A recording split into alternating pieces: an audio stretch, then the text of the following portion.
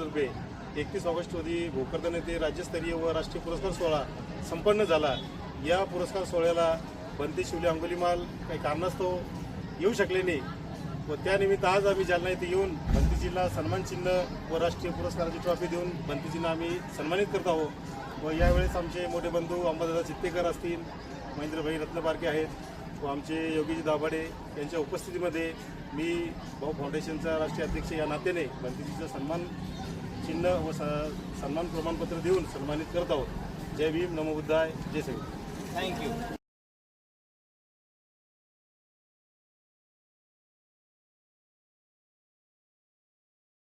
आणि जसे वागतात तसे बोलतात म्हणून त्यांना काय म्हणतात?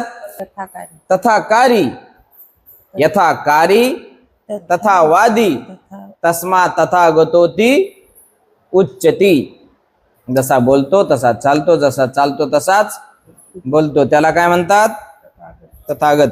पुढे मार्ग विपुल आहेत, परंतु सर्वच काही सम्यक मार्गाकडे नेत नसतात। सम्यक मार्ग हा केवळ थोडक्यांच्या सुखासाठी नाही, तो बहुजन सुखासाठी आहे। तो प्रारंभी, मध्ये आणि शेवटीही कल्याणप्रद असला पाहिजे। सम्यक मार्गाचे अनुसरण म्हणजे बौद्ध जीवन मार्गाचे अनुसरण होय। अष्टांग मार्ग हा श्रेष्ठ मार्ग आहे। सर्वश्रेष्ठ सत्यामध्ये सत्यचतुष्ट आहे। सत्यचतुष्ट श्रेष्ठ आहे। काय म्हटलेले या ठिकाणी? सत्यचतुष्ट। आर्य अष्टांग। अष्टांग मार्ग हा श्रेष्ठ मार्ग आहे। अष्टांग मार्ग म्हणजे कोणता मार्ग? सम्यक मार्ग, अष्टशील पालणारा मार्ग नाही, आर्य अष्टांगिक मार्ग। आर्य अष्टांगिक मार्ग म्हणजे 8 अंगावाला। कोणता? सम्यक दृष्टी, संकल्प, वाचा, कर्म, आजीविका, व्यायाम, स्मृती आणि समाधी। हा आर्य अष्टांगिक मार्ग सगळ्यात सगळ्या मार्गामध्ये श्रेष्ठ आहे। समृद्धी महामार्गामध्ये पण श्रेष्ठ आहे, किंवा कोणताही महामार्ग असेल त्यामध्ये देखील श्रेष्ठ आहे, म्हणून त्याला श्रेष्ठ मार्ग म्हटलेले। आणि पुढे काय? सर्वश्रेष्ठ सत्यामध्ये सत्य चतुष्ट श्रेष्ठ आहे। आपले किती सत्य श्रेष्ठ आहेत? आर्य सत्य किती आहेत? 4। या ठिकाणी काय म्हटलेले? सत्य चतुष्ट। चतुष्ट म्हणजे किती? 4। आणि सत्य म्हणजे किती? सत्यच। मग 4 किती? सत्य। ते कोणते कोणते सत्य? 4। दुःख समुदय कारण, दुःख समुदय निवारण आणि त्याचा मार्ग। मार्ग म्हणजे आर्य अष्टांगिक मार्ग। आर्य अष्टांगिक मार्गाला मध्यम मार्ग म्हणतात, बरोबर आहे? मध्यम मार्ग हा शील समाधी प्रज्ञामध्ये विभक्त आहे। म्हणून सर्व सत्यामध्ये काय श्रेष्ठ आहे? 4 आर्य सत्य। जेवढे पण जगामध्ये सत्य आहेत त्या सर्व सत्यामध्ये 4 आर्य सत्य श्रेष्ठ आहेत। वै आहे तो श्रेष्ठ पुरुष होय। प्रज्ञा शुद्धीचा हा एकमेव मार्ग आहे, दुसरा नाही। याच मार्गाने जा। जर तुम्ही या मार्गाचे अनुकरण केले तर तुमच्या दुःखाचा निराश होईल। दुःख कंटक कसे काढून टाकता येतील हे कळल्यावर मी या मार्गाचा उपदेश केला। तथागत हे केवळ पथ दर्शक आहेत। सोन्नतीचा प्रयत्न ज्याचा त्याने स्वतः करावयाचा असतो।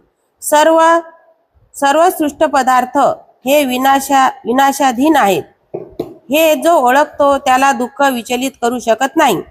सर्व रूपे अनित्य आहेत, जो हे ओळखतो त्याला दुःख स्पर्श करीत नाही। जेव्हा जागे व्हायला पाहिजे तेव्हा जो जागा होत नाही, जो तरुण आणि बळकट असूनही सुस्तपणाच्या आहारी गेलेला असतो, त्याची इच्छा आणि विचार झोपी गेलेले असतात, त्या आळशी मनुष्याला कधीही ज्ञान होणार नाही।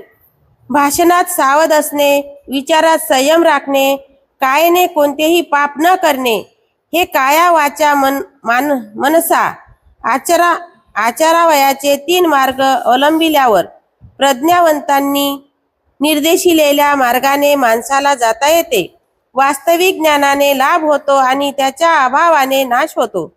लाभाचे आणि नाशाचे हे दुसरी मार्ग ओळखून ज्ञान वाढेल असा माणसाने उद्योग करावा. शरद ऋतूतील कमळाप्रमाणे माणसाने आत्मप्रीती उभं राहायचं. खुडून काढावी. शांतीचा मार्ग जवळ करावा. सुगताने निर्वाणाचा मार्ग निर्दिष्ट केला आहे. अधर्माने वागू नका. अविचाराने जगू नका. दृष्ट सिद्धांताचे अनुकरण करू नका. जागे व्हा. सुस्त पडू नका. सद्गुणाची कास धरा. सद्गुणी इहलोकी सुखी असतात. जो पूर्वी अविचारी होता आणि नंतर सुविचारी झाला तो धन विमुक्त चंद्राप्रमाणे जग तेजस्वी करतो. जो दुष्कृत्ये सोडून सत्कृत्य करू लागला आहे तो घन विमुक्त चंद्राप्रमाणे जगाला प्रकाशित करतो. एका धर्मनियमाचे उल्लंघन करून जो असत्य बोलतो तो करते दुसरे दुष्कृत्य. तो कोणते दुसरे दुष्कृत्य करणार नाही हे सांगवत नाही. जे सदैव सावधान असतात, जे रात्रंदिवस अभ्यास करतात, जे निर्वाणासाठी आटोकाट प्रयत्न करीत असतात त्यांचे दुर्विकार असो शेवटी लोप पावतात. अशी एक जुनी म्हण आहे की जो स्तब्ध बसतो त्याला लोक दूषण लावतात. जो फार बोलतो त्याला लोक दूषण लावतात आणि जो अगदी थोडे बोलतो त्यालाही दूषण लावतात. खरोखर ज्याला दूषणच लावले जात नाही असा या जगात कोणीच नाही. ज्याला सदैव दूषण देतात किंवा ज्याची सदैव स्तुती करतात असा पुरुष पूर्वी नव्हता, आता नाही आणि पुढेही कधी होणार नाही. वाणीच्या क्रोधापासून सावध राहा आणि जिभेचा संयम करा. मानसिक पापाचा त्याग करा आणि आपल्या मनानेही सद्गुणाचा आचार करा. अप्रमाद हा निर्वाणाचा मार्ग आहे. प्रमाद मृत्यूचा मार्ग आहे. जे अप्रमादी आहेत ते अमर आहेत आणि जे प्रमादी आहेत ते मृतवत आहेत. साधू साधू. पुढे पण सद्धर्म आणि असधर्म यांचा संकर करू नका. जे खोट्याला खरे आणि खऱ्याला खोटे समजतात ते आपल्या दुर्बुद्धीमुळे कधीही सत्यापर्यंत पोहोचू शकत नाही. जे खऱ्याला खोटे आणि खोट्याला खरे समजतात ते आपल्या दुर्बुद्धीमुळे कधीही सत्यापर्यंत पोहोचू शकत नाहीत. जे सत्याला आणि असत्याला सत्य म्हणून ओळखतात त्यांच्या ठिकाणी सम्यक दृष्टी आहे. त्यांना सत्य लाभते. घर नीट साकारलेले नसले तर ज्याप्रमाणे त्यात पावसाचे पाणी गळू लागते त्याप्रमाणेच असंस्कृत मनात तृष्णा प्रवेश करते. घर नीट साकारलेले असले की ज्याप्रमाणे पावसाचे पाणी शिरू शकत नाही त्याप्रमाणे सुसंस्कृत मनात तृष्णा प्रवेश करू शकत नाही. उठा, प्रमादी राहू नका. धर्माच्या शिकवणुकीप्रमाणे वागत राहा. जो त्याप्रमाणे वागतो तो इहलोकी आणि इतर सर्व लोकी सुखी होतो. सन्मार्गाचा अवलंब करा. कुमार्गाचा अवलंब करू नका. सन्मार्गाने जाणारे लोक इहलोकी आणि इतर सर्व लोकी सुखी होतात. साधू साधू साधू साधू साध. बसा, लवकर येत जा. आज आपण सद्धर्म असद्धर्म काय, सम्यक मार्गाचं अनुसरण काय हे आपण बघितलं. तथागत कोणाला म्हणतात आणि तथागत कोणाला म्हणत नाहीत. तथागत कोण आहेत आणि तथागत कोण नाही. भगवान बुद्धाच्या वचनाप्रमाणे भगवान बुद्ध स्वतः आपल्या बुद्धपदाची तथागत पदाची व्याख्या करतात. तथागत कोण आहेत सांगा. तथागताची व्याख्या काय? जसे बोलतात तसे चालतात, जसे चालतात तसे बोलतात, यालाच तथागत म्हणतात. हा, आता हे झालं मराठीतलं. आपल्याला पालीतलं पण पाठ करायचं. पालीतलं पण लिहून घ्या आता. यथावादी तथाकारी तथाकारी यथावादी तस्मा तथागतोति उच्चति। थांबा बनते। लेट नहीं आना चाहिए, जो लेट आएगा उसको खड़ा किया जाएगा। काम आश्रव, भव आश्रव आणि अविद्या आश्रव।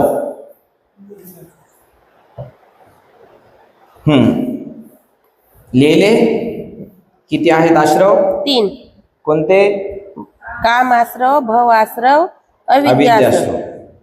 ठीक आहे, या ठिकाणी जुनी मन काय सांगते?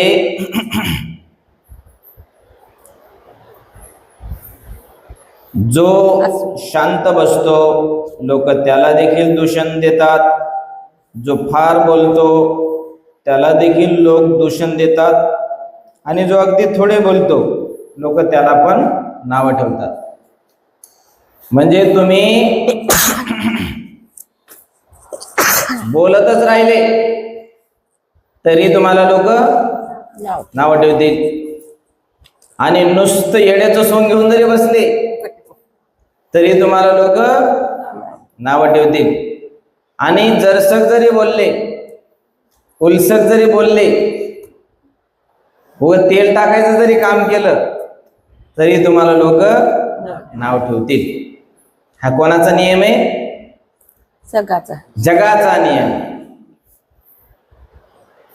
ज्याला सदैव दूषणच देतात आणि ज्याची सदैव स्तुतीच होते, असा जगामध्ये पूर्वी देखील पुरुष नव्हता, आता पण नाही, आजही नाही, होणार पण आणि भविष्यातही नाही होणार.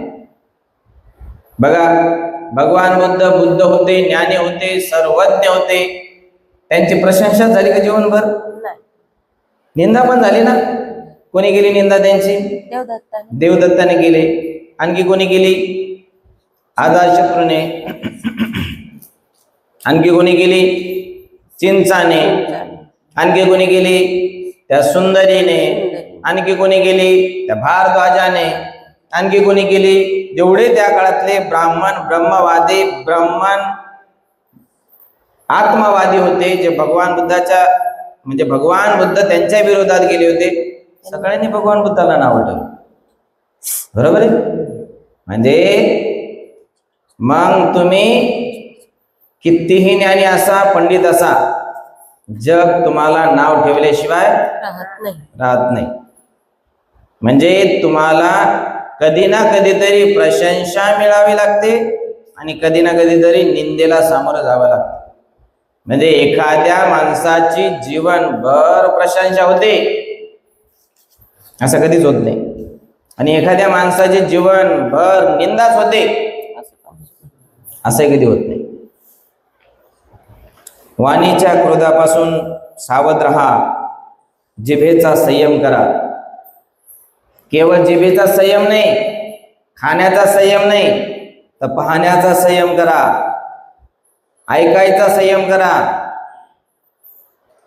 नाकाचा संयम करा, जिभेचा संयम करा, शरीराचा संयम करा.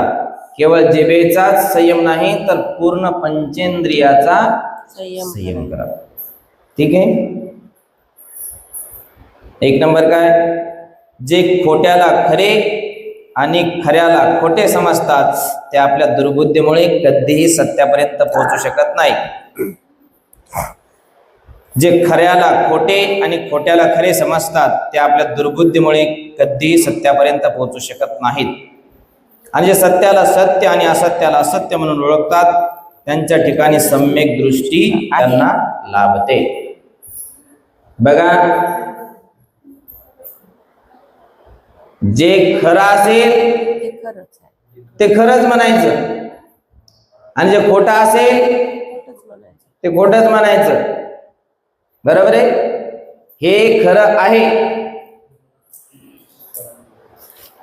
एक आणि अधिक एक 2 होतात, हे सत्यच आहे. त्रिकाल बाधित सत्य आहे. काळ्या दगडावरची पांढरी रेष आहे. सूर्या प्रकाश इतकं स्वच्छ, शुभ्र, शुक्ल सत्य आहे. सत्य याला कोणी नाकारू शकतं का? नाही. सत्य. 1 - 1 0, त्याला +1 तुम्ही करूच शकत नाही. म्हणजे याला खोटा असताना याला तुम्ही खरं करूच शकत नाही. बरोबर आहे. जे खरं आहे खरं आहे, जे सत्य आहे सत्य आहे, असं नाही म्हणायचं. जर तुम्हाला खरं की खोटं बोलायची वेळ जर आली तर तुम्ही खरंच बोललो पाहिजे. ओके. खोटं बोलायची वेळ आली तरी पण तुम्ही खरंच बोललं पाहिजे, तेव्हा तुमच्या खऱ्याची परीक्षा होते. बरोबर आहे. म्हणून काय म्हणतो आपण, जान जाए पर वचन न जाए. हा, जान जाए पर वचन न जाए. जीव गेला तरी चालेल पण आपलं वचन गेलं नाही पाहिजे, असं आपल्याला राहत आलं पाहिजे. सत्य ते सत्यच. असं नाही म्हणायचं की अरे ते लोक खरे बोलतात आणि खोटे बोलतात, मला खोटे बोलणारेच लोक आवडतात. मग खोटे बोलणाऱ्या लोकांमध्ये आपण जॉईन होतो आणि परिणामी आपल्या पण आयुष्याच्या आपण राग रांगोळी करून घेतो. नेहमी सहारा आधार जर घ्यायचा असेल तर तो सत्याचाच घेतला पाहिजे. उठा, प्रमादी राहू नका, धर्माच्या शिकवणुकीप्रमाणे वागत राहा. जो त्याप्रमाणे वागतो तो हे लोकी आणि सर्व लोकी परलोकी सुखी होतो. सन्मार्गाचा अवलंब करा, कुमार्गाचा त्याग करा. सन्मार्गाने जाणारे लोक इहलोकी आणि सर्व लोकी परलोकी सुखी होतात. तुम्ही जर चांगलं केलं तर इथं पण सुख आहे आणि जिथं जाल तिथं पण सुख आहे. आणि जर तुम्ही इथं वाईट केलं तर इथं ताप आहे, तिथं संताप आहे. आणि वर जाऊन दुसऱ्याला ताप आहे. स्वताप, परताप, जगताप. म्हणून असं कधी करायचं नाही. ठीक आहे. नेक्स्ट भाग 4. बुद्धाची प्रवचने. गृहस्थासाठी प्रवचने. सुखी गृहस्थ. एकदा अनाथ पिंडक भगवंताकडे आला आणि त्यांना अभिवादन करून जवळच्या आसनावर बसला. गृहस्थाचे सुख कशात आहे हे जाणण्याची अनाथ पिंडकाला उत्सुकता लागली होती. म्हणून अनाथ पिंडकाने गृहस्थाच्या सुखाचे रहस्य सांगण्यासाठी भगवंतांना विनंती केली. भगवंत म्हणाले, गृहस्थाचे पहिले सुख स्वामित्वात आहे. गृहस्थाजवळ धन असते, त्याने ते न्यायाने, भलेपणाने, उद्योगाने, शरीर सामर्थ्याने आणि निढळाच्या घामाने कमावलेले असते. मी हे धन न्यायाने मिळवलेले आहे या विचाराने गृहस्थाला सुख वाटते. दुसरे सुख उपभोगाचे. गृहस्थाजवळ धन असते, ते त्याने न्यायाने, भलेपणाने, उद्योगाने, शरीर सामर्थ्याने आणि निढळाच्या घामाने कमावलेले असते. त्या धनाचा तो उपयोग घेतो आणि पुण्यकृत्य करतो. न्यायाने मिळवलेल्या माझ्या धनाच्या जोरावर मी पुण्यकृत्य करीत आहे या विचाराने त्याला सुख लाभते. तिसरे सुख म्हणजे अन्न ऋण. गृहस्थ कोणाचेही लहान मोठे ऋण लागत नाही, त्यामुळे तो सुखी असतो. मी कोणाचेच काही ऋण लागत नाही ह्या व अशा विचाराने तो सुखी होतो. चौथे सुख निर्दोषतेचे. काया वाचा मनसा निर्दोष कृत्ये करीत राहिल्याने गृहस्थ सुखी होतो. अनाथ पिंडक जर गृहस्थ प्रयत्न करील तर खरोखर त्याला ह्या चारही प्रकारचे सुख लाभते. साधू साधू साधू. छान. ओके. बघा, अनाथ पिंडिक भगवान बुद्धाकडे येतो आणि काय म्हणतो भगवान बुद्धाला, गृहस्थाचे सुख नेमकं कशामध्ये आहे, गृहस्थाच्या सुखाचं रहस्य काय आहे. तर भगवान बुद्ध त्याला 4 गोष्टी सांगतात. काय सांगतात? पहिले सुख स्वामित्वात आहे. तो काय असला पाहिजे? स्वामी असला पाहिजे, मालक असला पाहिजे. आपली जमीन आपलीच असली पाहिजे, स्वामित्व. आपली गाडी आपलीच गाडी असली पाहिजे. नेहमी नेहमी घडी घडी भाड्याची गाडी, नेहमी नेहमी वर्ष 10 वर्ष 50 वर्ष नुसतं किरायाच्याच घरात, 50 वर्ष किरायाच्या घरात राहण्यापेक्षा तेवढेच किराया दिलेले पैसे तुम्ही स्वतः गुंतवणूक करून चांगलं मोठं भव्य दिव्य एंटेलिया बुर्ज खलिफा उभा करू शकले असते. बरोबर आहे की नाही? म्हणून भगवान बुद्ध म्हणतात स्वामित्व. दुसरं काय? गृहस्थाजवळ धन असलं पाहिजे. गृहस्थ गरीब नसला पाहिजे, भिकार चोट नसला पाहिजे. कसा असला पाहिजे? धनवान असला पाहिजे, निर्धन नसला पाहिजे, धनी असला पाहिजे. गरीब नसला पाहिजे, श्रीमंत असला पाहिजे. रंक नसला पाहिजे, राव असला पाहिजे. शाव असला पाहिजे, बाजीराव असला पाहिजे, शहनशाह असला पाहिजे, बादशाह असला पाहिजे. असं भगवान बुद्धाला यामध्ये सांगायचं. म्हणून धनी व्हा, भिकारी राहू नका. दुसरं काय? तिसरं सुख कशामध्ये आहे? अनऋण. अनऋण म्हणजे काय? कोणाचं कर्ज कधी घेऊ नका. 50,000 रुपये कर्ज घेतलं, एका वर्षात फेडीन म्हटलं, पण तेवढं काय फेडणं होत नाही. मग आपल्यावर व्याज लागतं, मग परिणामी आपल्यावर चक्रव्याढ व्याज लागतं, आणि परिणामी मग आपण त्या कर्जामध्ये बुडत राहतो. मग त्याच 50,000चं कर्ज आपल्याकडून देऊ होत नाही, आणि परिणामी आपल्यावर इतकं व्याज वाढतं की त्या शेतकऱ्याला फाशी घेऊशी वाटते, विष घेऊ वाटतं. त्याला डोळ्यापुढं पाणी दिसत नाही, त्याला राऊंड अप दिसतं. बरोबर आहे? त्याला पाणी दिसत नाही, त्याला BHMSच्या त्या व्हाईट गोळ्या दिसत नाही, त्याला थायमीडचं मीठ खाऊ वाटतं. आणि परिणामी अशा ऋणामध्ये असलेला शेतकरी सरळ सरळ मृत्यूच्या दाराकडे जातो. म्हणून भगवान बुद्ध म्हणतात ऋणी कधी राहू नका. एखादं काम जर पडलं, 10,000 रुपये घ्या आणि ते ज्या वेळेच्या आतच द्या. बरोबर आहे? जी मुद्दल घेतली मुदतीच्या आतमध्ये परत करा, नाही तर घेऊच नका. घ्यायचं तर सरळ सरळ बँकेकडून लोन घ्या. बरोबर आहे? पण एवढं पण लोन नका घेऊ, ते तुम्हाला फेडताच येणार नाही, आणि परिणामी तुम्हाला आत्महत्येशिवाय दुसरा पर्याय राहणार नाही. म्हणून भगवान बुद्ध म्हणतात ऋणी राहू नका, कर्जात राहू नका, डेट मध्ये राहू नका. बरोबर आहे? आणि जर तुम्ही असं राहाल, कर्जातून मुक्त राहाल, सुखी राहाल.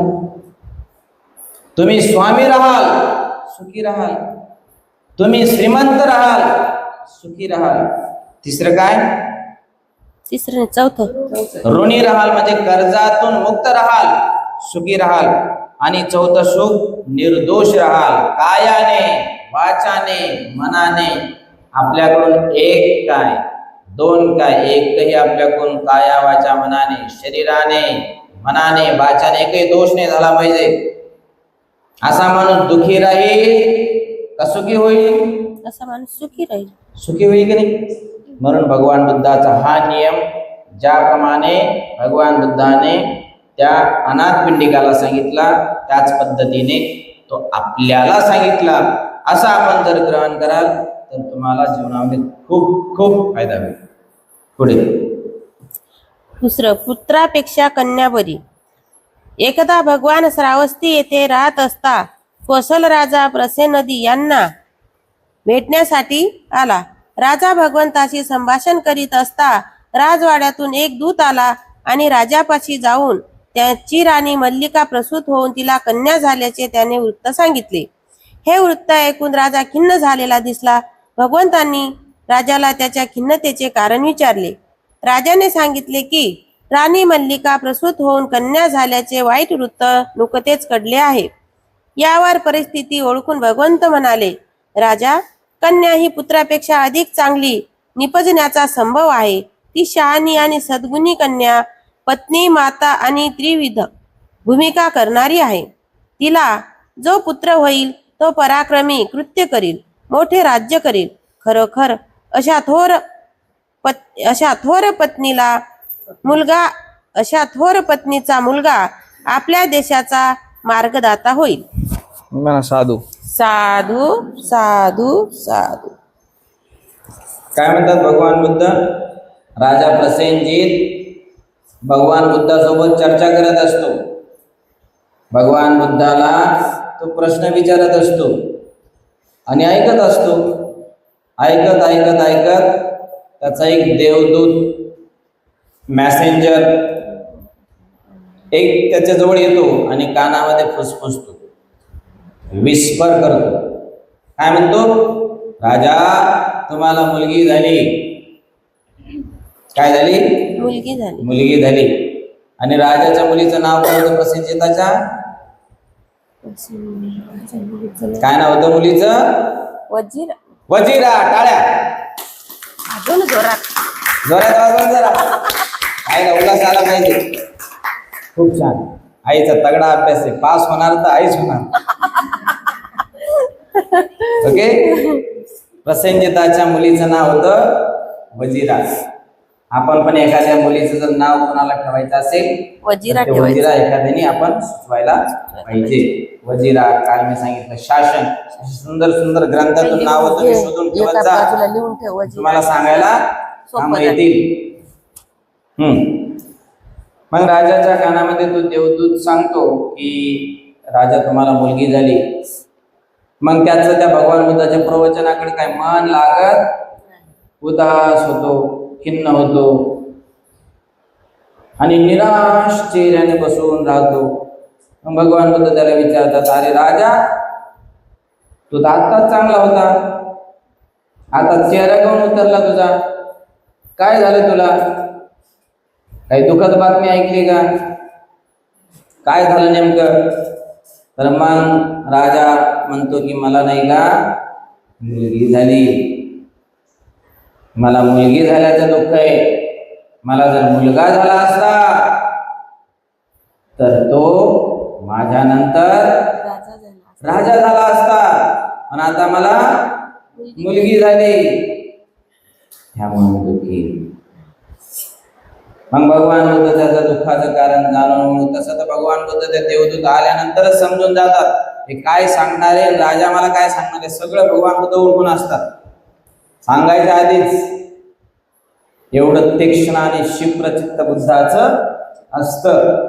त्यालाच काय म्हणतात? Mind reading, face reading. त्यालाच म्हणतात परचित्त ज्ञान. दुसऱ्याचं चित्त ओळखून ते जाणून घेण्याच्या क्रियेला परचित्त ज्ञान असं म्हणतात. बरोबर आहे की नाही? नुसता एखाद्याचा चेहरा पाहिला की मला समजते याच्या मनात काय चालू आहे. हे घरी भांडून आला का चांगलं काम करून आला, ते चेहऱ्यावर समजून जात. आपण जेही काही दिवसभर काम करतो ते सगळे आपल्या काम आपल्या चेहऱ्यावर दिसतात. बरोबर आहे?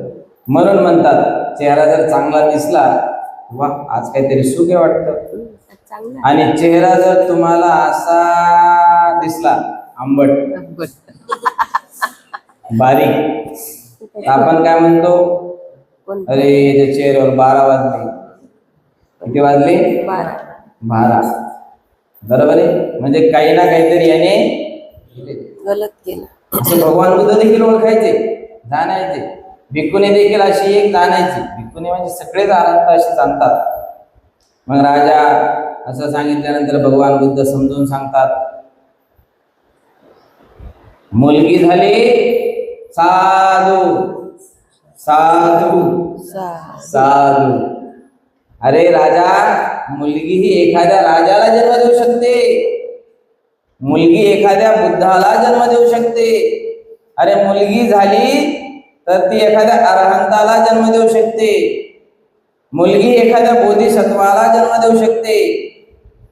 मुलगी एखाद्या महासत्वाला जन्म देऊ शकते. एखाद्या डॉक्टरला जन्म देऊ शकते. कशात कमी मुली? असं भगवान बुद्ध समजून सांगतात. मग राजाच्या डोक्यात प्रकाश पडतो.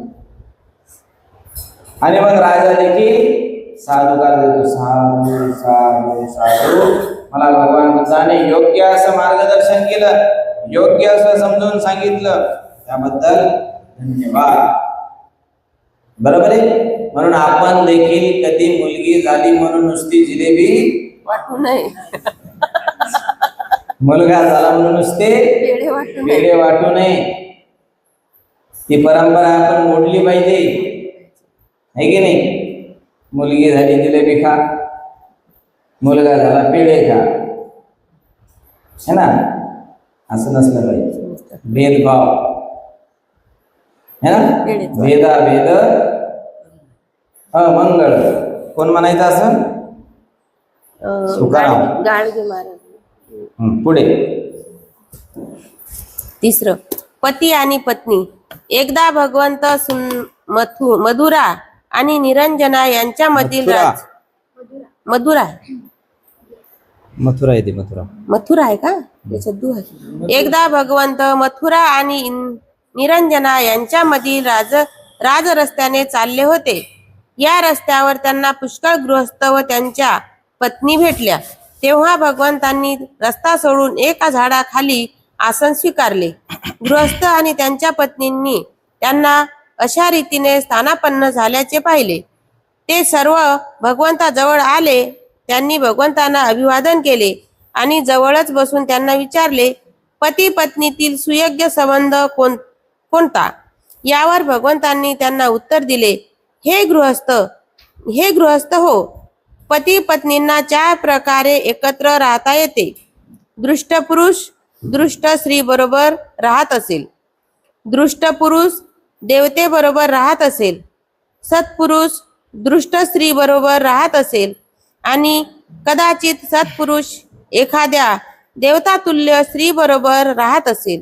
गृहस्थ हो, दृष्ट पुरुषाचे जीवन म्हणजे हत्या, चोरी, अपवित्रता, असद भाषण, मद्यपान, दृष्ट आणि पापी वर्तणूक, मोहाविष्ट मन आणि सत्पुरुषाची निंदा याने भरलेले असते आणि त्यांच्या दृष्ट स्त्रीचे जीवनही तद्वतच असते. अशा प्रकारे सद्गृहस्थ हो, दृष्ट पुरुष दृष्ट स्त्री बरोबर जीवन व्यतीत करीत असतो. गृहस्थ हो, दृष्ट पती आणि देवतातुल्य पत्नी यांच्या जीवनात पतीवर सांगितल्याप्रमाणे वर्तत असतो. परंतु पत्नी हत्या, चोरी, व्यभिचार, असत्य भाषण, मद्यपान यापासून परावृत्त असते. तिची वर्तणूक सद्गुणी आणि हितकर असते.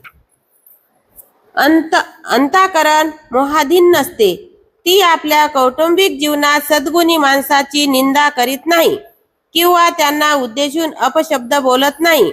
याप्रमाणे गृहस्थ हो, दृष्ट मनुष्य देवतुल्य पत्नीसह राहत असतो. गृहस्थ हो, सज्जन देवतुल्य पुरुष आणि दृष्ट पत्नी यांचे जीवन असे असते.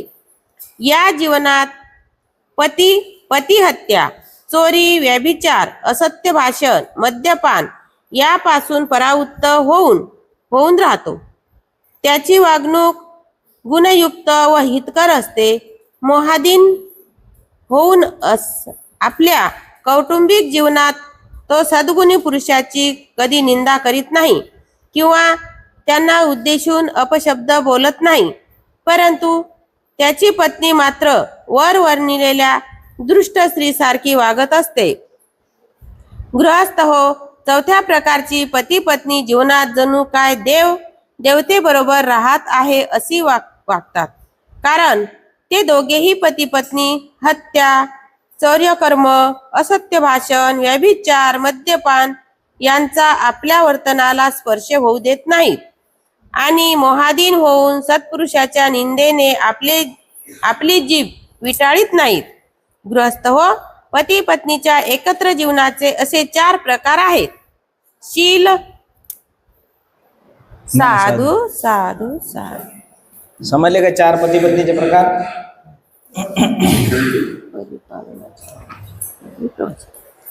पती पत्नीचे किती प्रकार आहेत? 4. 4 प्रकार कोणते कोणते? बघा दुष्ट पत्नी चांगला पती, वाईट ऐका आता, देव आणि देवी, देव. चांगली बरोबर आहे. लिहा पहिला प्रकार, देव आणि देवी. आणि देवी. माझा पेन कुठे गेला रे? त्यासाठी मी दोन दोन आणत असते. दुसरा प्रकार,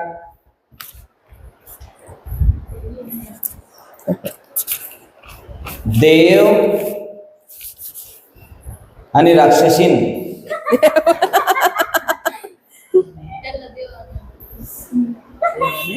राक्षसीन. ओके. तिसरा प्रकार,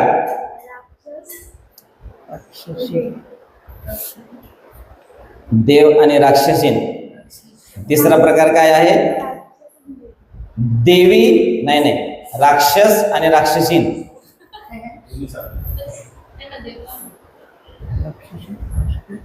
राक्षसन राक्षसीन. खरं किती वाईट. प्रकार झाले?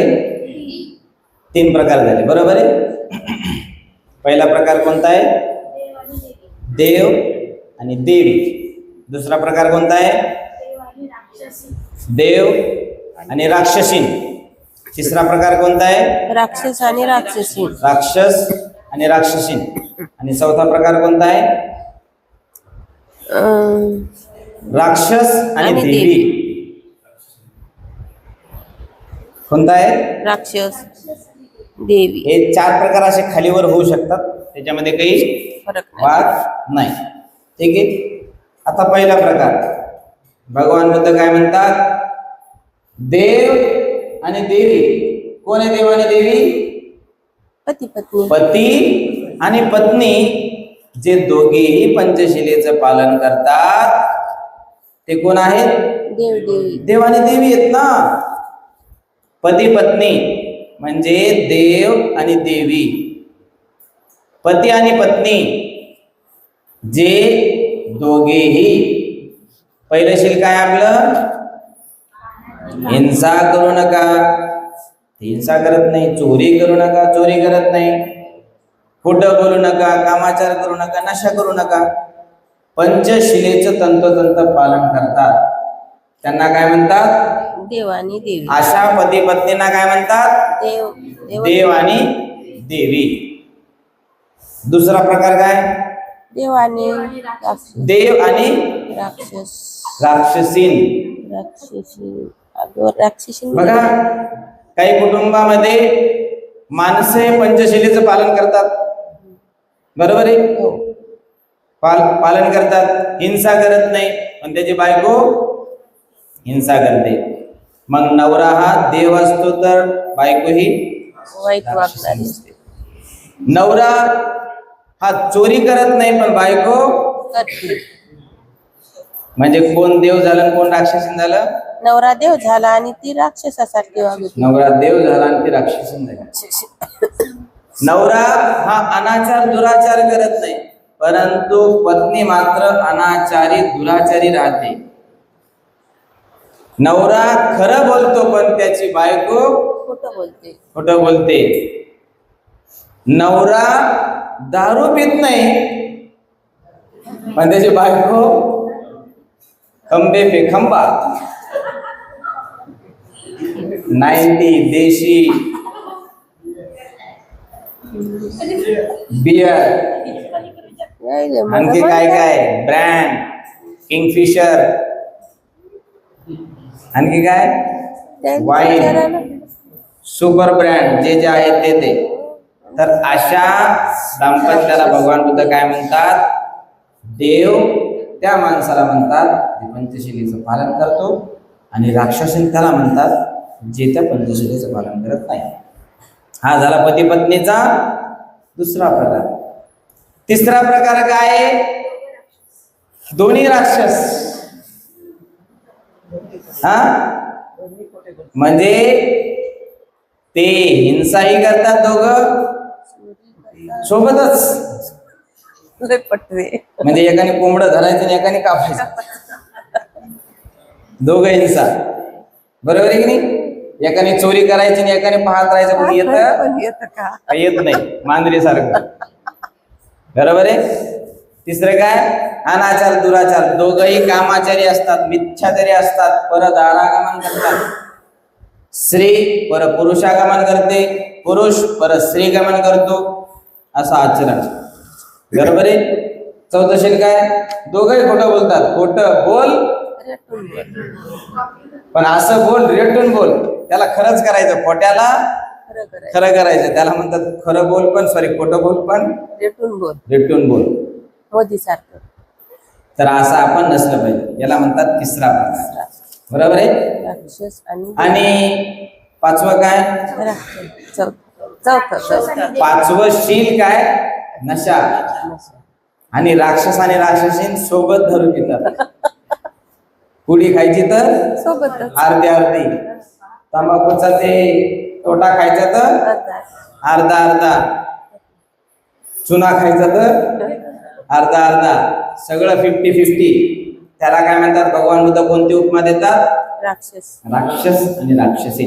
पंचशिलेचं पालन करणारा देव असतो आणि पालन न करणारा राक्षस असतो. आणि चौथं काय आहे, राक्षस आणि देवी. बघा, काही माणसं, चौथा प्रकार, काही माणसं हिंसा करतात, चोरी करतात, डाके टाकतात, अनाचार करतात, खोटं बोलतात, नशापान करतात. पण अशा सज्जन, अशा दुर्जन माणसाला त्याची बायको मात्र देवी भेटते. है ना, है ना, बरोबर आहे की नाही. एखाद्या दुराचारी माणसाला पण चांगली सदाचारी बायको भेटते. बरोबर आहे का, म्हणते तुम्हाला माहिती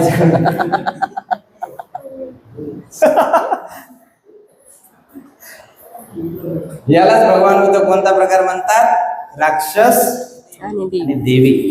राक्षस म्हणजे कोण, माणूस, पती.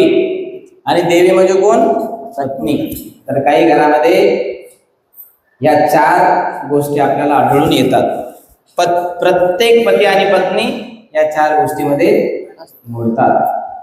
या 4 प्रकारापैकी तुम्हाला आवडलेला प्रकार कोणता, पहिला आवड, देव आणि देवी. तुम्हाला पहिलाच आवडतो आम्हाला. तुम्हाला पहिला प्रकार राक्षसी,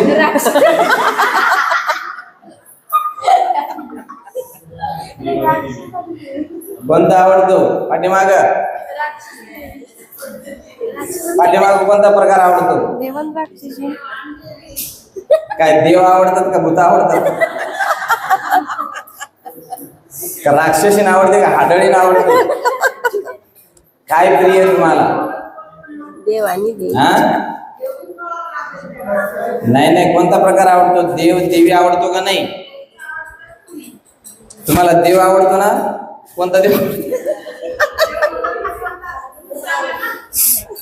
भगवान बुद्धच आवडतो. पण देव म्हणून नवरा आवडतो, जो नवरा पंचशिलेचं पालन करणारा असला पाहिजे. जो पंचशिलेचं पालन करतो त्याला भगवान बुद्धाने कशाची उपमा दिलेली आहे, देवाची. आणि जी पंचशिलेचं पालन करते त्याला भगवान बुद्धाने कशाची उपमा दिलेली, देवीची. आता जी एखादी बाई कट्टर पंचशिलेचं पालन करत असेल, कट्टर अष्टशिलेचं पालन करत असेल, त्यांना आता उपासिका म्हणायचं. देवी आल्या, देवी आल्या.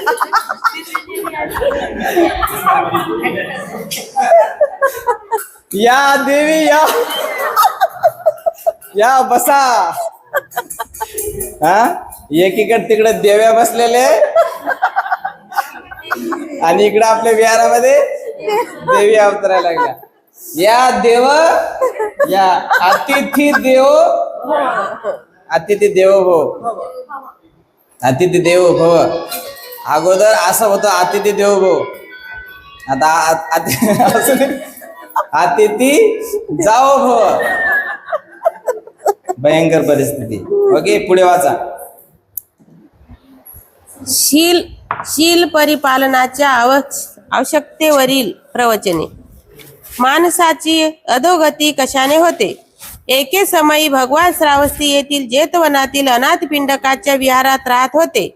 त्यावेळी मध्यरात्र उलटल्यानंतर आपल्या तेजाने तेजवन दीप्तिमान करीत एक देव भगवंताच्या जवळ आला आणि त्याच्या सन्निध जाऊन आदराने त्यांना अभिवादन करून बाजूला उभा राहिला आणि भगवंतांना उद्देशून पुढील श्लोक म्हणाला. गौतमा, मी तुला अधापतन पावणाऱ्या अधापतन अद्दा नाही हो,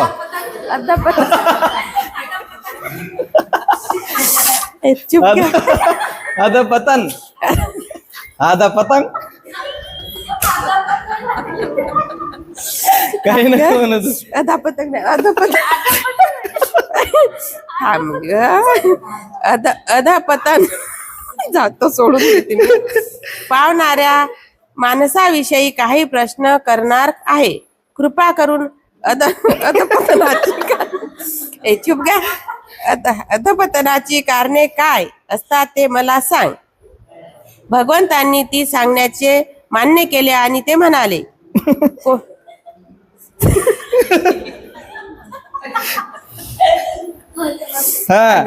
नेक्स्ट.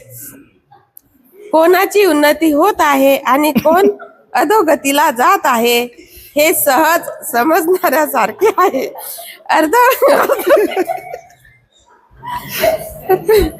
अर्थप्रेमी हा उन्नत पथावर तर धर्मद्वेष्टा हा अधोगतीच्या पथावरील वाटसरू आहे. अधोगतीच्या वाटसरूला दुर्गुणी माणसे प्रिय वाटतात आणि सद्गुणी माणसे अप्रिय वाटतात. त्याची दुर्गुणी माणसावर श्रद्धा असते हे त्याच्या अधोगतीचे दुसरे कारण होय. झोपाळूपणा, गप्पा मारण्याची आवड, निरुद्योगीपणा, आळस, क्रोधाविष्टता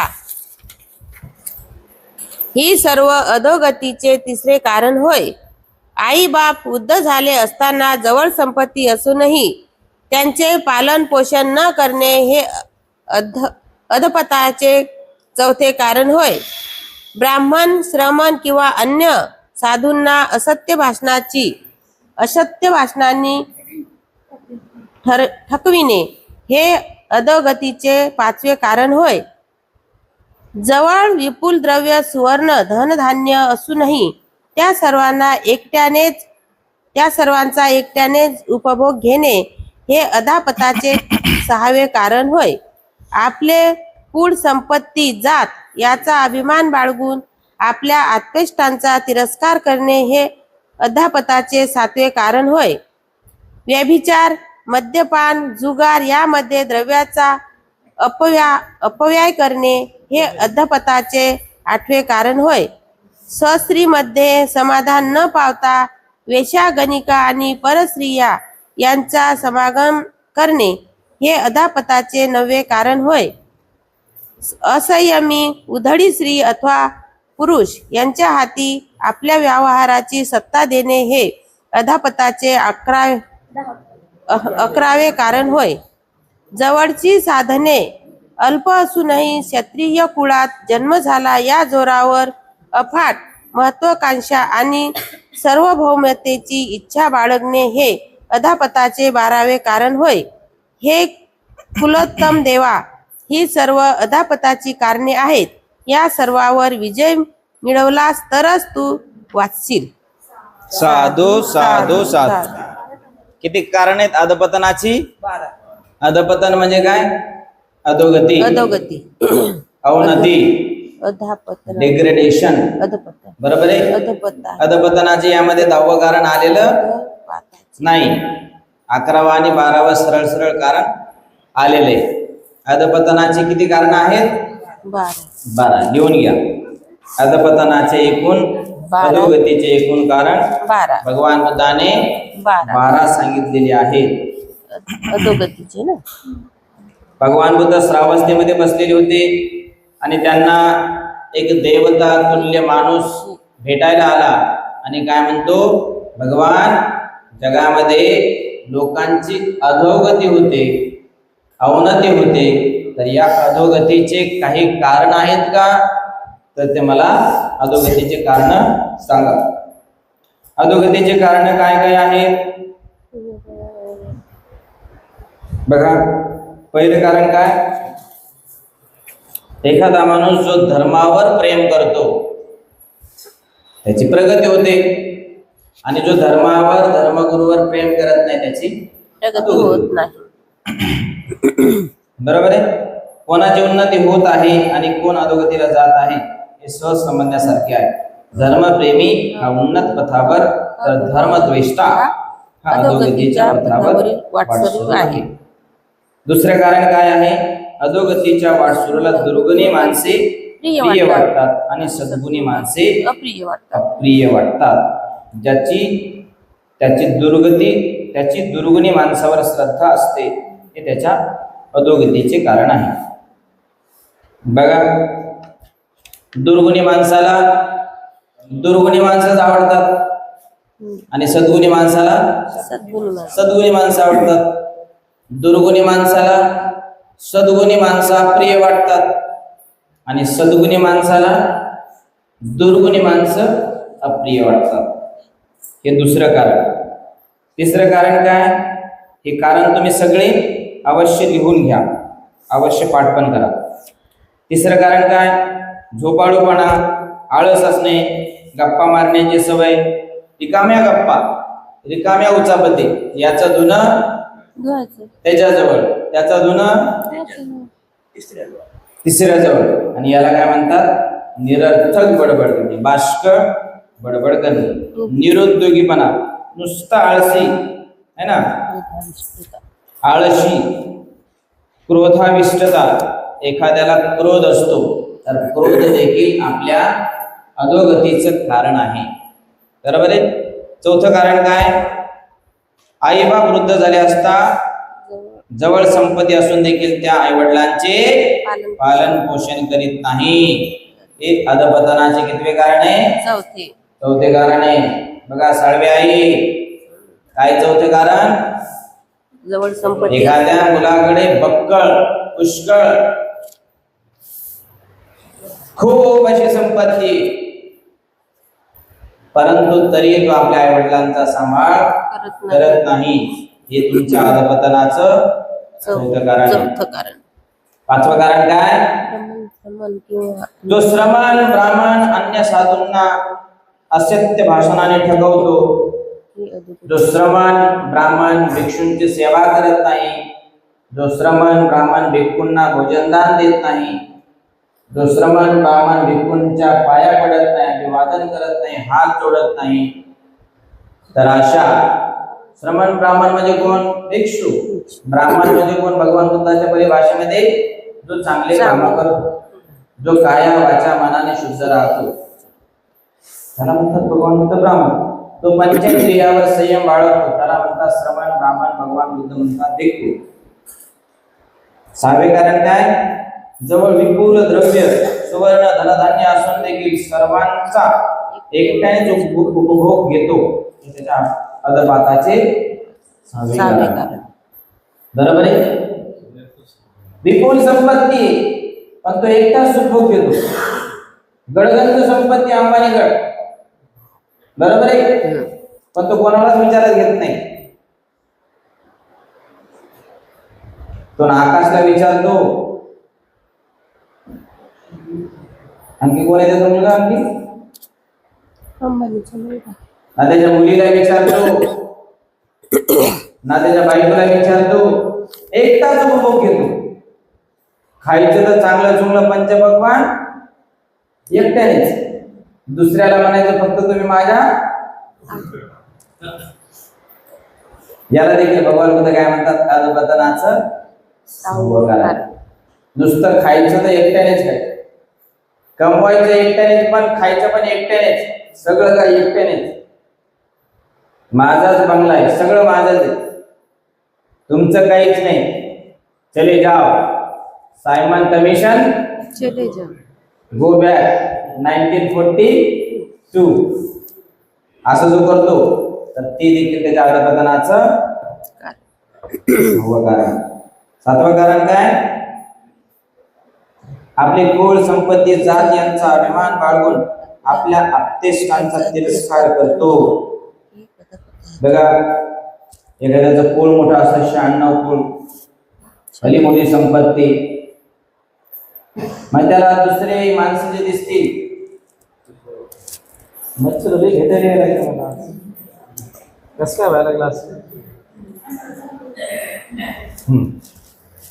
काय, एखाद्याकडे भरपूर कुळ चांगला असेल, आहे की नाही, सोमवंशी लोक आंदोलन लोकांना नाव ठेवतात, आंदोलन लोक सोमवंशी लोकांना नाव ठेवतात, वैष्णव लोक शैवपंथीयांना नाव ठेवतात, हिनी आणि लोक लोकांना नाव ठेवतात, दिगंबर लोक श्वेतांबरी नाही, श्वेतांबर लोक दिगंबर लोकांना नाव ठेवतात, सिया शून्यवाले लोक सियावाले लोक शून्यला नाव ठेवतात, शून्यवाले लोक सियाला नाव ठेवतात. बरोबर आहे. 96 कुळी लोक 92 कुळीवाले लोकांना नाव ठेवतात. अशा पद्धतीने जाती उपजातीमध्ये लोक नाव वगैरे ठेवत राहण्याची परंपरा पहिल्यापासून ते आजतागायत आणि आजपासून भविष्य काळामध्ये पण एक चालत आलेली परंपरा आहे. जो असा नाव ठेवायचं काम करतो हे त्याच्या अधोगतीचं सत्व कारण आहे. जातीचा अभिमान, कुळाचा अभिमान, संपत्तीचा अभिमान, माझ्याकडे संपत्ती, माझंच कुळ भारी आहे, माझी जात श्रेष्ठ आहे, मीच ब्राह्मण आहे, बाकी सगळे शूद्र, बाकी सगळे थर्ड क्लास.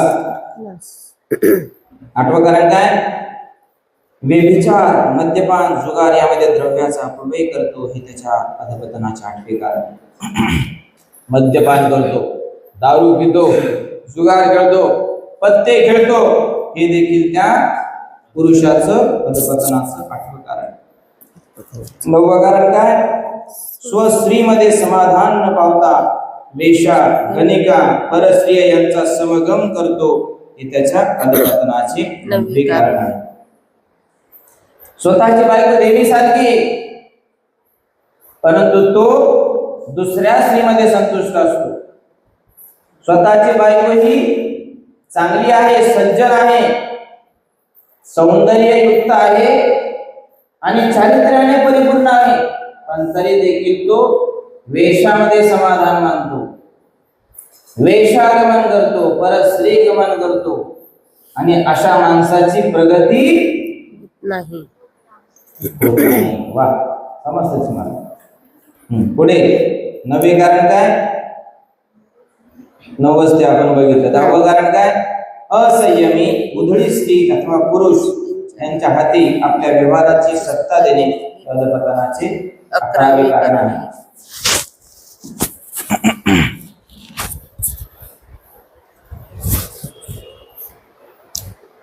असंयमी उधळी स्त्री, बघा, उधळी स्त्री म्हणजे काय,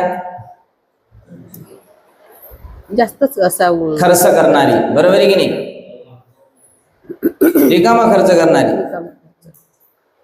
जयंती आली की 500,000ची साडी घ्यावा, 10,000ची साडी, 9,000ची, 10,000ची. आपल्या मुलाला थोडाफार खर्च करावा, लाखोनी खर्च, बर्थडेचा खर्च लाखोनी खर्च, लग्नाचा खर्च 1-2 लाखामध्ये आटोपता घ्यायचा तर 20 लाख. जस काय आपण अंबानीच्या घरातच झालं, घरात जन्मलो, तर असं आपण करायला नाही पाहिजे. आपण आपल्या संपत्तीचा योग्य असा उपयोग केला पाहिजे, बरोबर आहे. म्हणून एखाद्या स्त्रीच्या किंवा पुरुषाच्या हातामध्ये जर संपत्ती दिली आणि त्याचा गैरवापर जर झाला तर हे आपल्या अधोगतीचं कारण आहे. म्हणून बुद्ध काय म्हणतात, असंयमी, ज्याच्याकडे काही संयमच नाही, उधळी स्त्री अथवा पुरुष ज्यांच्या हाती एखाद्या घराचा, एखाद्या प्रांताचा, देशाचा राजकारभार जर दिला तर ते राज्य नीट चालवेल का, नाही, है ना, उधळपट्टी करेल. आणि परिणामी ज्या राजाची, जो राजा असा उधळपट्टी असेल तर त्या राजाची प्रजा देखील उधळपट्टी राहील. ज्या राज्याचा राजा हा ज्ञानी असतो त्या राजाची प्रजा देखील, आणि ज्या राजाची ज्या राज्यामध्ये राजा येडा असतो प्रजा येडीच असते, त्या राजाची प्रजा देखील येडीच राहते. येडी असते. ज्या नगरामध्ये भंतेजी वर्षावासाला हुशार असतील त्या नगरातले लोक देखील हुशार राहतात. हुशार असतील. ज्या नगरामध्ये भंतेजी येडे असते, येडे असतील ते येडेच आहेत. सरळ सरळ तिथले लोक देखील येडे राहतील, अडाणी राहतील. शुद्ध हेतू, शुद्ध उद्देश, बरोबर आहे की नाही? पुढे 11वे कारण झालं ना? हा 12वे कारण जवळची साधने अल्प असू नये, क्षत्रिय कुळात जन्म झाला या जोरावर अफाट महत्वाकांक्षा आणि सार्वभौमतेची इच्छा बाळगणे हे अधपाताचे 12वे कारण होय. बघा, क्षत्रिय कुळात जन्म झाला, राजा झाला, तरी पण आणखी राज्य जिंकायचं, तरी पण राज्य जिंकण्याची अभिलाषा, इम्पेरियलिझम, साम्राज्यवाद. सिकंदर महान त्याची इच्छा जशी होती की मला एक राज्य मिळालं, आणखी मिळालं पाहिजे, दुसरं राज्य मिळालं, आणखी मिळालं पाहिजे.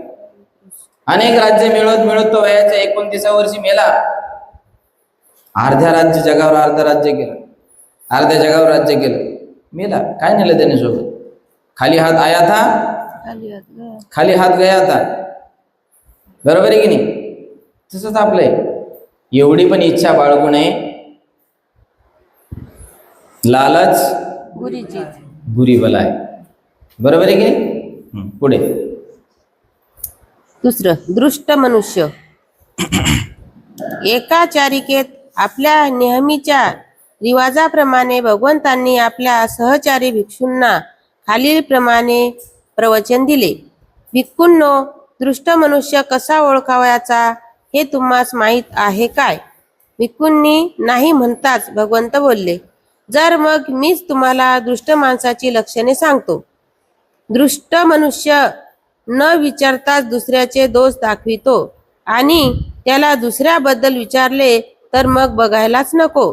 तेव्हा तर तो दुसऱ्याचे दोष किंवा व्यंग्य न लपवता रसाळपणे तपशीलवार सांगू लागतो.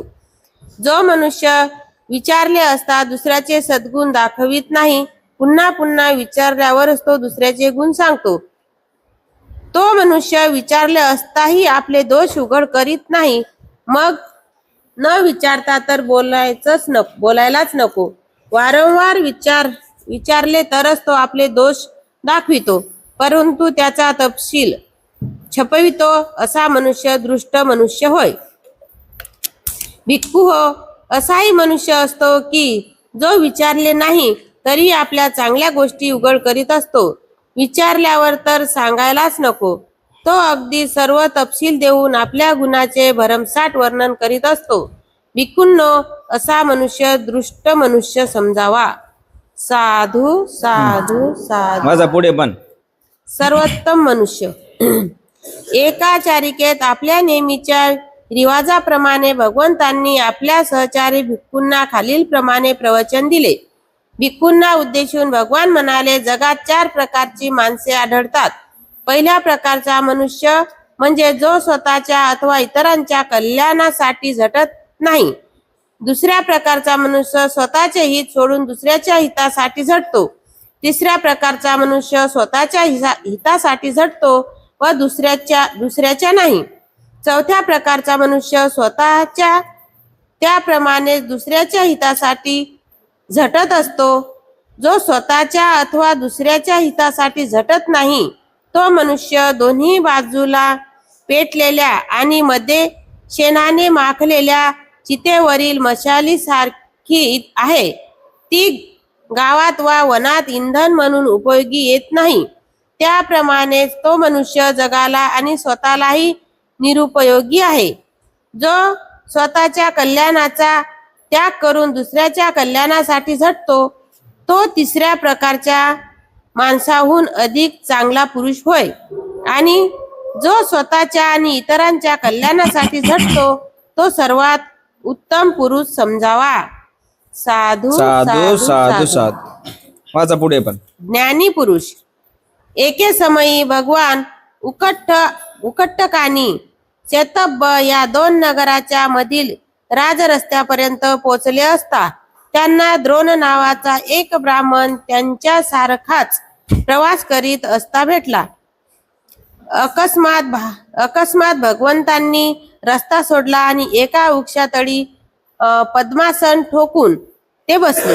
भगवंताच्या पावलामागून जात असणाऱ्या त्या ब्राह्मण द्रोणाला त्या तेजस्वी, सुंदर, संयमी, शांत आणि संयत मनाच्या आणि सामर्थ्यशाली मनाच्या भगवंताचे सत्कर्म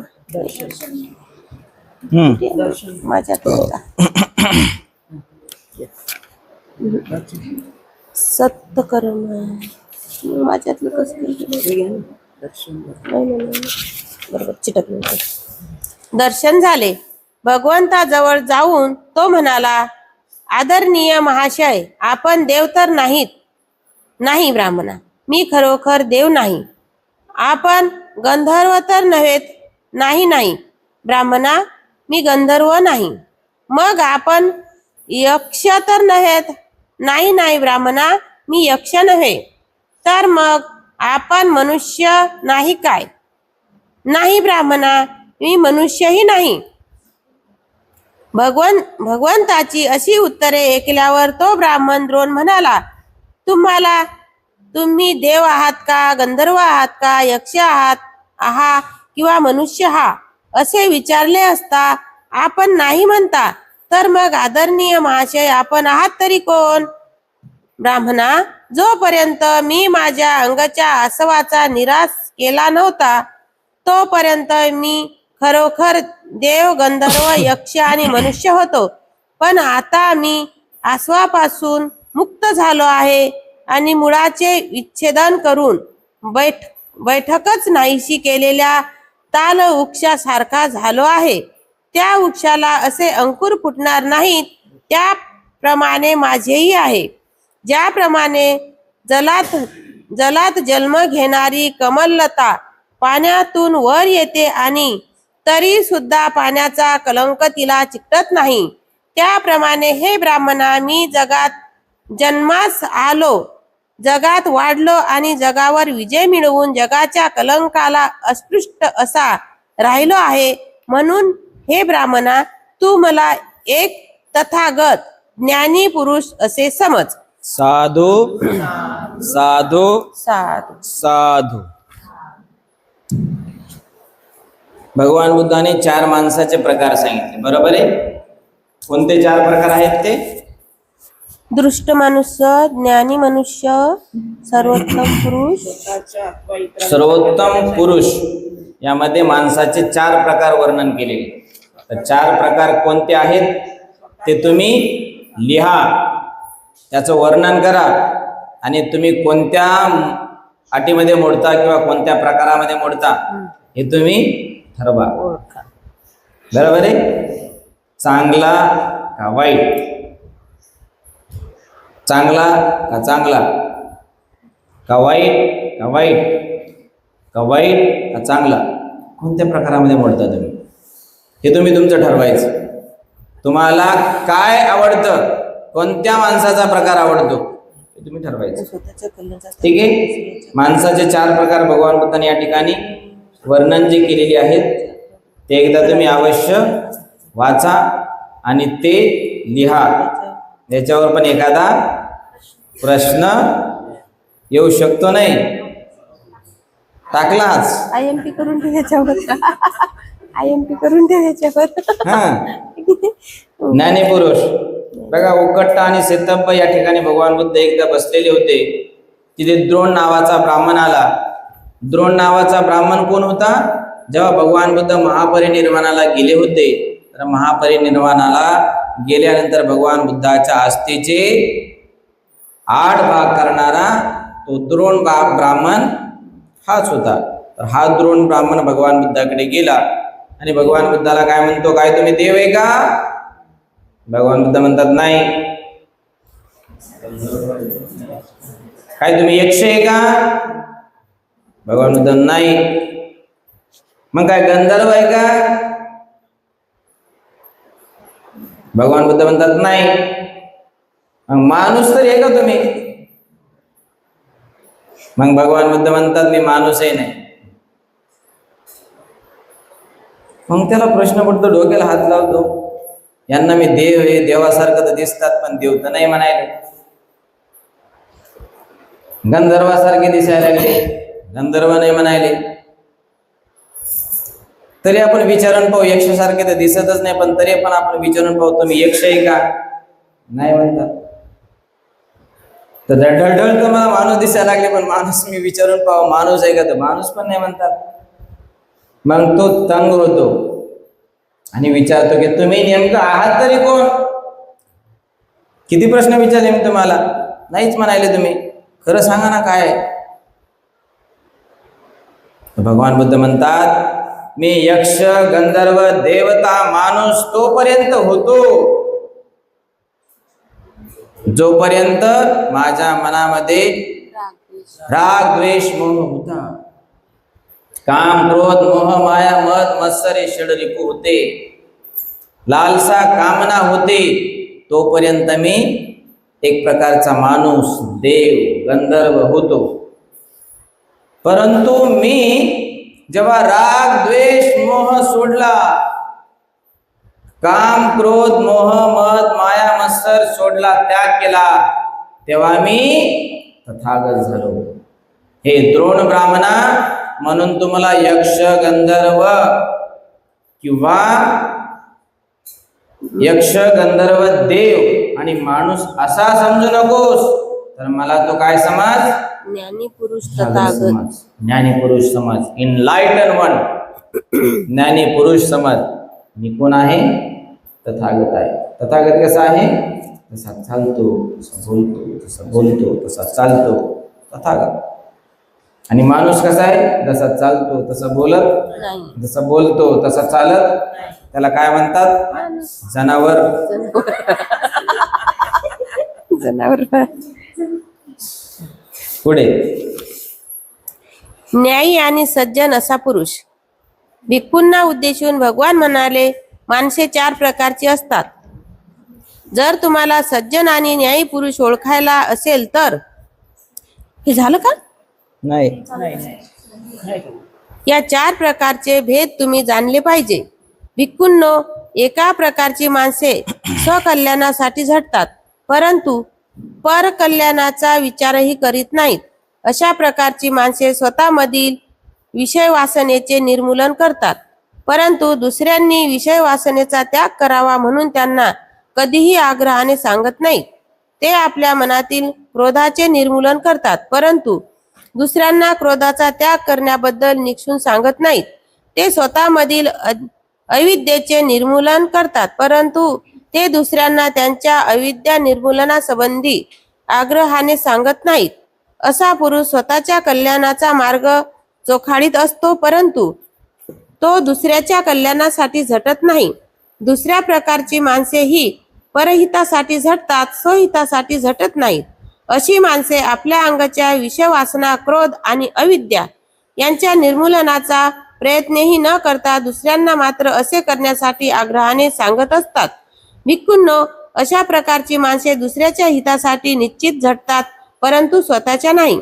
भिक्खूंनो, 3ऱ्या प्रकारची माणसे स्वहितासाठी अथवा परहितासाठी झटत नसतात. असा माणूस स्वतःच्या हितासाठी विषय वासना, क्रोध आणि अविद्या याचे निर्मूलन करीत नाही, त्याप्रमाणे दुसऱ्यांनाही तसे करण्यास सांगत नाही. हा मनुष्य स्वतःचे अथवा दुसऱ्याचेही हित साधण्यासाठी प्रयत्न करीत नाही. भिक्खूंनो, 4थ्या वर्गाची माणसे स्वकल्याण आणि परकल्याणासाठी झटत असतात. अशी माणसे स्वतःमधील विषय भावना, क्रोध आणि अविद्या यांच्या नाशासाठी झटत असतात, त्याप्रमाणे दुसऱ्यांना ते विषय वासना, क्रोध आणि अविद्या यांच्या निर्मूलनासाठी आग्रहाने सांगतात. अशी माणसे स्वहित व परहितासाठी झटणारी होत. या शेवटच्या प्रकारच्याच माणसांना न्यायी आणि सज्जन मानावे. साधू साधू साधू साधू. इथे देखील किती प्रकार आहेत माणसाचे? 4 प्रकार. हे पण तुम्ही नोट डाऊन करा, लिहून घ्या, समजून घ्या. ठीक आहे. याच्यामध्ये असं काही विस्तृत वर्णन करण्यासारखं पण मला असं काही वाटत नाही. सरळ सरळ 4 प्रकार आहेत माणसाचे. ठीक आहे, तसे पण तुम्हाला व्यवहारामध्ये पण दिसतातच. पुढे शुभ कर्माची कुशल कर्माची आवश्यकता. एके समयी भगवान भिक्खूंना म्हणाले, सत्कर्म करण्याचे भय बाळगू नका. सौख्य, इस्पित, प्रिय आणि आनंददायक या सर्वांचे दुसरे नाव म्हणजे सत्कर्म. सत्कर्माचा लाभ म्हणजे इस्पित. इप्सित इस्पित हा इप्सित चुप का? इप्सित, प्रिय आणि आनंददायक वस्तूंचा लाभ या गोष्टीचा मी अनुभव घेतला आहे. नित्याची ग्वाही मी देऊ शकतो. मी वारंवार स्वतःला विचारतो, हे जे मी फळ चाखीत आहे तो कोणत्या कृत्याचा परिणाम? मला जे सध्या सौख्य आणि शांती लाभली तो कोणत्या सत्कर्माचा परिणाम आहे आणि परिपाक आहे? आणि त्याचे उत्तर मला असे मिळते की हे 3 प्रकारच्या सत्कर्माचे फळ आहे. तो 3 प्रकारच्या सत्कर्माचा परिपाक होय. दान, शील, संयम ह्या 3 सत्कर्माचा परिपाक होय. शुभ, उत्सवमय, आनंददायक आणि धन्य ती प्रभात, तोच खरा शुभ दिन, तोच खरा सुखमय क्षण. जेव्हा सत्प्राप्ती दान दिले जाते त्यावेळी शुभ कर्मे, शुभ वचन, शुभ विचार आणि शुभ इच्छा ह्या त्यांच्या कर्त्याला शुभ लाभ घडवून देतात. ती वेळ आणि तो दिवस खरोखरच शुभ आणि आनंददायक होय. ज्यांना असा लाभ होतो, समृद्धी मिळते, ते खरोखरच सुखी होत. तुम्हीही त्याप्रमाणे समृद्ध, निरामय आणि आपल्या आप्तेष्टांसह सुखी व्हावे. पुढे. साधू